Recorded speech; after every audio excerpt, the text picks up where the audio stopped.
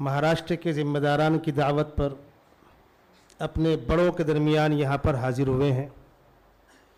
जिन बड़ों से मुलाकात करना, उनको देखना हमारे आपके लिए आसान नहीं होता। अभी इंशाअल्लाह चंद लम्हात के बाद वो हमारे दरमियान ज़ीनत स्टेज होंगे। वक्फ़ के सिलसिले में कानूनी बातें इंशाअल्लाह वकील साहब बतलाएंगे। All India Muslim personal law board ने इस सिलसिले में क्या खिदमात अंजाम दी हैं, इंशाअल्लाह उसके ज़िम्मेदारान बैठे हुए हैं, बतलाएंगे। मैं ये चाहता हूँ कि अपने उलमा और आइम्मा की खिदमत में चंद वो बुनियादी बातें जो आप अपनी मस्जिदों में अपने स्टेजों से बयान कर सकते हैं और मामूली सी निगाह डालने पर किताबों में आपको वो तमाम चीज़ें बआसानी मिल जाएंगी। वक्फ नाम है इस चीज़ का कि कोई आमदनी की चीज़ को बरकरार रखते हुए उसकी आमदनी किसी मसरफ़ के लिए मुतय्यन कर देना। मसलन मेरी दुकान है, मेरा होटल है, मेरा बाग है, मेरा खेत है, इससे 2000 10,000 की जो इनकम हो रही है ये फ़लानी मस्जिद में इस्तेमाल होगी, ये फ़लाने मदरसे में इस्तेमाल होगी, बेवाओं पर इस्तेमाल होगी, यतीमों पर इस्तेमाल होगी, वगैरह वगैरह। असल चीज़ बाकी रहेगी, उसकी मनफ़ात का फ़ायदा पहुँचेगा।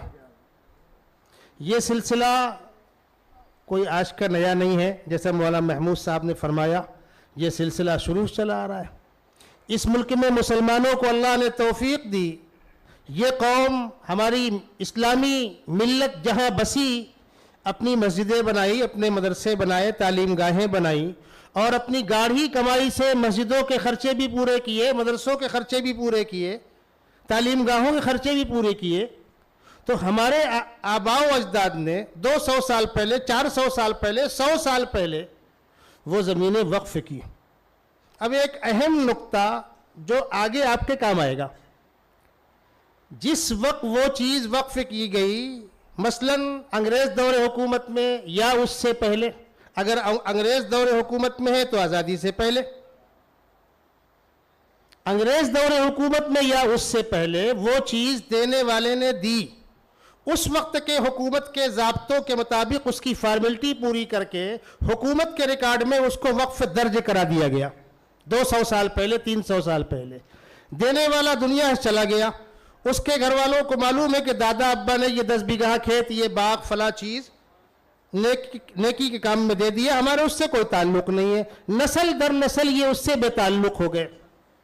अब 200-300 साल पुराने वक्फ को आज जो 2024 में जो बिल पार्लियामेंट के अंदर लाया गया है, उसके अंदर जो 40 बड़ी बड़ी गंदगियां हैं, उसमें एक अहम गंदगी ये है कि आपको आज प्रूफ करना होगा कि वो चीज़ देने वाले की मिल्कियत थी।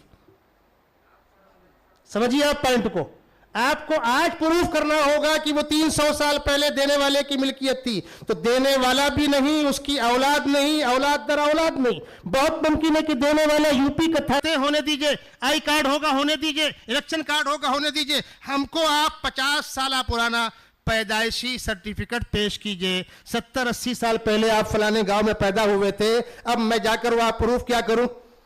आप फलाने के बेटे हैं, मेरे माँ बाप कब्र में आराम कर रहे हैं, प्रूफ क्या करूंगा मैं? ये मजाक नहीं है, ये खुला मजाक है।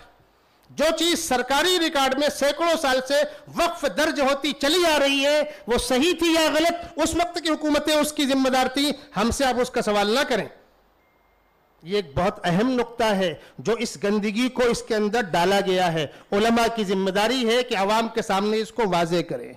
और इस किस्म की चीज़ें जो होती हैं, मनफात को किसी चीज़ के लिए मुख्तस कर देना, वो सिर्फ हमारे लिए है, सिर्फ मुसलमानों के यहाँ है, हिंदू भाइयों के यहाँ नहीं है, सिख भाइयों के यहाँ नहीं है।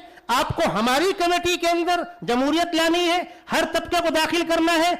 राम मंदिर के ट्रस्ट के अंदर आप मुसलमानों को ले लीजिए, सिखों के गुरुद्वारों के अंदर जाकर 2-4 हिंदुओं को आप दाखिल कर दीजिए, समझ में आ जाएगा। अपने पैरों से आप लौट कर नहीं आ पाएंगे। ये तमाम तमाशे जो करने की कोशिश की गई, बोर्ड अपनी लड़ाई लड़ रहा है। इंतहाई खुशी का मकाम है कि all India Muslim personal law board के जिम्मेदारान की अपील पर नौजवानों ने रोड पर निकल कर, यह मंजर बहुत दिनों के बाद देखने में आया था, تھوڑا سا UCC میں دیکھنے میں آیا تھا، لیکن اس موقع پر واقعتاً ملت مبارکباد کی مستحق ہے کہ نوجوانوں نے روڈوں پر پیدل چل کر 5.5 کروڑ میل روانہ کرائے، معمولی بات نہیں ہے۔ اس پر جتنا ان نوجوانوں کا شکر ادا کیا جائے کم نہیں ہے۔ یہ کھلا ثبوت ہے کہ امت کو اپنے بڑوں پر اعتماد بھی ہے، اور امت اپنے بڑوں کی آواز پر ہر چھوٹی بڑی قربانی پیش کرنے کے لیے ہے کہ بمبئی شہر جہاں سے اٹھی ہوئی آواز پورے ملک میں گونجتی، بمبئی شہر کے ذمہ داران نے یہ ایک اہم قدم اٹھایا۔ آج الحمدللہ بورڈ کے صدر محترم، جنرل سیکریٹری، ممبران عاملہ، خزانچی، جی ہاں، مولانا فضل الرحیم مجددی صاحب مدظ اللہ العالی جو ہمارے بورڈ کے موقر جنرل سیکریٹری ہیں، آپ کا بہت بڑا تعلیمی کام ہے، ملک کی ایک عظیم شخصیت ہے۔ میں اپنی جانب سے تمام شرکاء کی جانب سے حضرت کا استقبال کرتا ہوں۔